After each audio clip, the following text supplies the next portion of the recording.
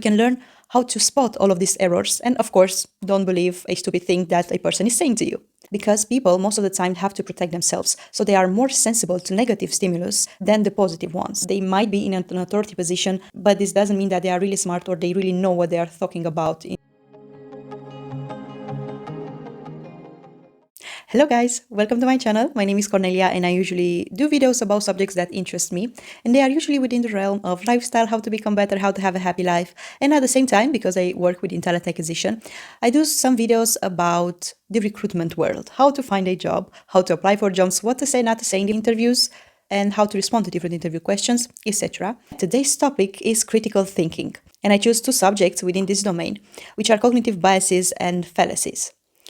Critical thinking is a wide domain. You have a lot of subjects within it, but I hope, and my scope for this video is that I might spark your interest to read more about it and document more in terms of critical thinking, because having this type of thinking will be beneficial for you.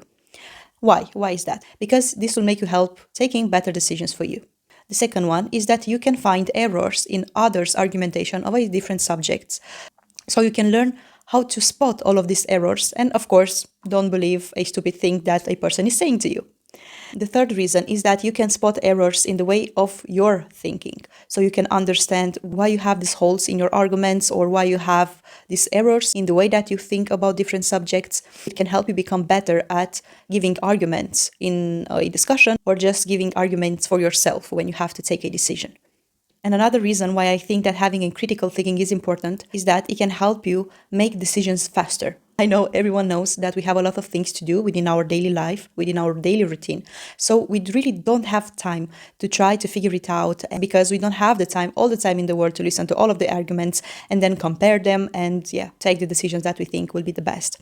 If we have a critical thinking in general, and if we know more about the subject, and if we use this kind of thinking on a daily basis, it will be easier for us and faster for us to take different decisions in our life. Because, as I said, not everyone has the time to take documented decisions. So this will be a good thing for you as well. As I said, in today's video, I wanted to speak about cognitive biases and fallacies within arguments. Of course, I'll give you a brief description and some examples of cognitive biases and fallacies that you can encounter. And maybe this can help you improve the way of thinking or recognize errors and fallacies when you discuss a subject with someone. Let's start with cognitive biases. First, what are they? They are unconscious errors in the way that we think. And I just want to emphasize the fact unconscious, because we are doing these errors without us even knowing that we are doing them. The thing is that if you learn a few biases, there are a lot of them, but if you learn the main ones, on the ones that occur the most in people's life, you can recognize them when they happen. And of course, take them into consideration when you want to take a decision. The first one is the belief bias. This is a bias that can make you believe the arguments because the conclusion of the arguments is believable. I don't know why I choose this example, but I think it's really great, is the tooth fairy. So you are telling your child that if they put their tooth under their pillow, they will receive money next day because the tooth fairy will come and exchange that tooth for money. And of course, the kids, when they wake up, they see a dollar bill there or, money under the pillow, and they believe this because the conclusion of the argument, why are there money under my pillow when I left my tooth there the other night, is believable. They receive the money. So they think this argument that a tooth fairy exists and that this tooth fairy comes and exchange the teeth for money, which in fact we all know that isn't true, right? Another one is the availability heuristic. This is an interesting one. This one is when you draw conclusions based on the frequency of an event. For example, if you go to a foreign country for a week in vacation in spring, and you stay there 5 days and 4 out of 5 days it's going to rain, you can draw the conclusion that, in this country it rains a lot in spring. But this might not be true. Just because you are exposed to a certain event for a short period of time, it doesn't mean that that event is specific or is telling for a certain situation or for a certain concept in general. Another interesting one is the negative bias.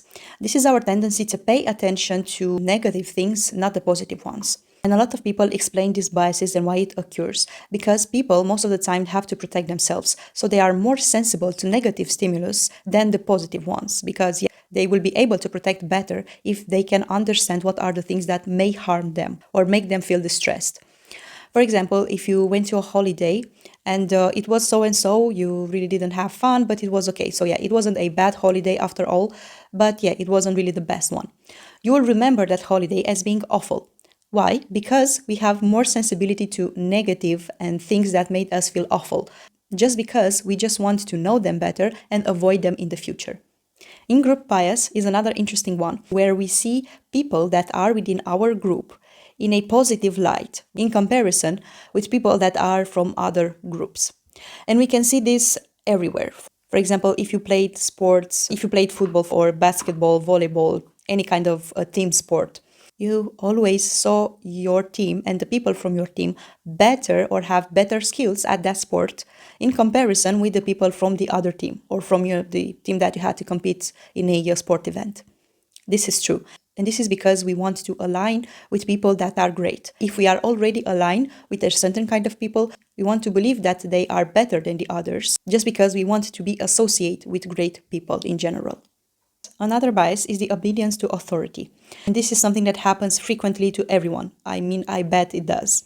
This is a bias where you believe or you do everything that a person with authority says. And this might be either your boss, your manager, your parent, anyone that you attribute this authority factor. And sometimes they might be correct, because if you see them as an authority figure, most of the time they have legitimacy. So they are credible to be there. They have something great that will make them be in an authority position. So most of the time they should be right. But this is not really the case. I mean, you see, we have a lot of politicians nowadays that we see as figure of authority, but the things that they say in interviews or the way that they argue in a political debate is really dumb. So yeah, they might be in an authority position, but this doesn't mean that they are really smart or they really know what they are talking about in certain subjects, especially when they are talking about subjects that are not within their work field or within their expertise. Another one is the overconfidence effect. Everyone thinks about themselves as having better qualities than their peers. And this is something that happens especially in Western countries. So yeah, in countries where everyone has this kind of individuality mindset, be competitive, be ambitious, take whatever you have to take to become successful, etc. So yeah, this is especially within these cultures or these countries. Everyone thinks of themselves as being better than the others or being better than the average. And sometimes this is not the case. I mean, no one says that you need to beat yourself down and think of yourself as being a failure all the time. But you need to understand that you have limits, and either you can take these limits into consideration when you take some decisions for your life. Think about these limitations and try to overcome them. Or try to become better in general as a person or as a professional within your work field. An example for this are a lot of people that start their first business and they believe from the start that they will be successful. I mean, a lot of businesses end up in failure, even though all of the people that start a business know this percentage or know the fact that it will be hard to start a business and to make it be profitable, to grow the revenue, etc. They will still believe that they will be the chosen one, they will be the one that will make their business work. And yeah, because of that, they don't think of a second plan, they don't think of what would happen if they failed. Of course, if they fail within that business, it will be very hard for them to get up. And the last bias that I wanted to present is the genetic fallacy. This bias describes the fact that we tend to believe a thing based on the source that information comes from. For example, if we heard an information from our favorite news anchor or from the news, right? So from television, we will most of the time believe that information more rather than if the same information would have come from our friend that didn't pass the 1 or 2 exams at university, right? Is the same information, the sources are different, and we don't really think about the information to see if it's correct or if it's true or not. We just think about the source. If the information comes from a trusting source, we will believe it, and if the source is not credible, we won't believe it, which of course, it's wrong. Hi, a part of the video got deleted, so I had to record it once more. I wear the same shirt, so yeah, maybe I can give you the impression that I'm doing it in one take. But let's continue with the biases. I have 2 more that I wanted to speak about that got deleted in the initial video. And the first one is the bandwagon effect. I hope that I'm pronouncing it correctly. This is an interesting tendency that we have to align our beliefs to the group or to the people that we like. And we see this all the time. For example, if you are in high school and if you want to be part of the cool kids group, most of the time you'll try to behave or you'll try to do things so they can like you. And of course, because of the cognitive dissonance, you will start believing the things that you are doing as well, or start believing about yourself as liking the things that you are doing so you can impress that certain group. This is such a simple example. If you don't like wearing jeans, but the cool kids from your school like wearing jeans, you'll start wearing jeans even though you don't like it at first, just for them to notice you maybe. And at the same time, because you are wearing jeans all day long, you'll start liking them, because you can stay in cognitive dissonance by having a behavioral and having a total belief about that behavioral. Of course, a silly example, but it's very easy to understand. Another bias that got deleted from the initial video was the false consensus effect. This is our tendency to believe that our thoughts or our beliefs are widely shared or more shared than they actually are. And a good example for this are the politics elections. I favorite a certain party, I go and vote with them, but after the elections I see that the other party got the majority of votes, or I see that half of the population from the country where I'm living in like the other party as well. This error will make me believe that a lot of other people think like me or have the same beliefs as me, but in fact they don't. Now let's speak about the second part of the video, which is fallacies. As I said, cognitive biases are errors in the way that we think, and they usually are unconscious. Fallacies, on the other side, are errors or holes in our arguments that might seem believable or reasonable for a subject or an issue that is discussed. And we have two big categories of fallacies, the formal and the informal ones. The formal ones are easier to understand. These are errors that appear in the structure of an argument. And just to give you an example, you see that everyone that is telling everything that is natural is good. At the same time, you have to understand that there are a lot of things that try to kill you in nature, like poisonous fruits or snakes or scorpions that can kill you. So yeah, they are in nature, or let's say that a poisonous fruit is natural because you can find it in nature, but it's not necessarily good for you. So you can't make the argument that everything that you find in nature is good for you, because there are a lot of things in nature that if you find them, they will try to kill you. The other big category are informal fallacies. And these are fallacies or errors in argumentation that are due to multiple things. For example, they might occur from presumptions or assumptions that we have about a certain subject, or they can appear from lack of definitions that we have in terms of the subjects that we are discussing or the terms that we use to argument in a certain direction. They can also occur from the lack of relevance of that argument for the subject. From the second category, we have other three groups of fallacies that can occur in an argumentation. The first group are fallacies of ambiguity. And these are errors in argumentation that mainly occur because the words, the terms, or the subjects that is discussed is not well defined. And that's why they may appear. For example, I think that it's really sad and unfair from people to blame parents if they have a kid with some disabilities, because they think that, oh, okay, that's a hereditary disease, so the parents transmitted that disease to the child. The thing is that not everything that is genetic is hereditary as well.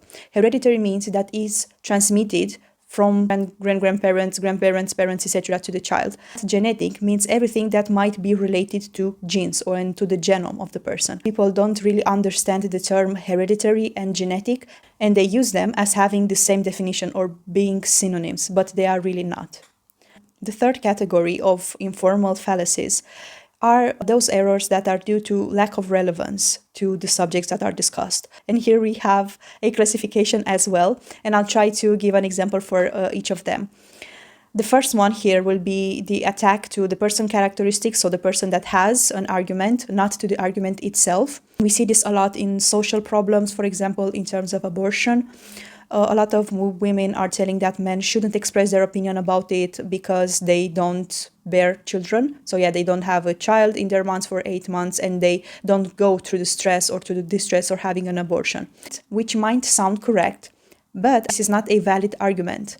And it's not valid because they appeal to a characteristic of the other person that is arguing on this issue by being a male. Because you are a male, you can understand the problems of the abortion or the problems of having a child, which is not correct because a child has two parents.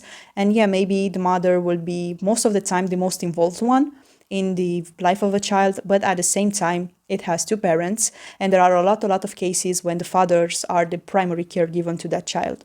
So yeah, I don't think that this will be a good argument, just because they appeal to a characteristic, not to the argument itself. Another one within the relevance fallacy or the lack of relevance fallacies is the appeal to emotion. And you hear this a lot where people make you feel bad or make you feel in a certain way because you argument a subject that might be controversial. For example, I live in Europe and you know the geopolitical situation of Europe at the moment. There are a lot of discussions in most of the countries in Europe where they want to set by law the military service for young men. They have to do like 1 or 2 years of military service just in case a war might appear. And there are a lot of people that are opposed to this idea. And if you listen to their arguments, some of them appeal to emotion. For example, they might say, do you really want your child to go and die on a battlefield in another country? I mean, yeah, this is something that no one wants to happen. No one wants their child to go and do the military service and die on a battlefield and so on. In terms of argumentation and logic of arguments, this is an appeal to emotion kind of argument and it's not valid. The third one within this category of relevance is the attempt to distract. You try to give an argument with a total other thing just to distract the person that you are speaking with about a certain subject of the problem itself. For example, if two people strive to get the same promotion, the person that won't get that promotion will try to think an argument that the other person maybe looks prettier, that's why they got the promotion, or maybe they are the type of people that compliments their manager and maybe that's why they get the promotion instead of them. But they don't really think about the fact that maybe the other person has organized an event for the team or has done something extra just to get that promotion in terms of work and responsibilities at work. The last group of informational fallacies are fallacies of assumption. So these are fallacies and errors within argumentation that we make based on some assumptions that we have. For example, we might believe that a person might be a good politician because they are a good businessman.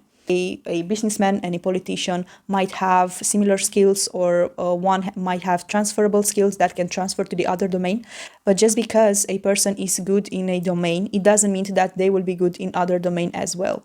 So yeah, in terms of argumentation, we really don't need to make assumptions about different things because most of the times they will be false. So yeah, guys, this is all from my side. As I said, there are a lot of other cognitive biases and fallacies that I didn't have the time to speak in this video. But I hope that with this video, I sparked your interest in going and look for more, maybe read more about other subjects within critical thinking, because I think that this is an interesting domain and you can have a lot to learn. Thank you so much for watching, guys. If you like this video, don't forget to like it. If you want to see more videos like this, don't forget to subscribe. And at the same time, if you want to speak with me or want to express your opinion, don't forget to leave a comment down below. Thank you so much for watching, guys. I see you next time. Bye.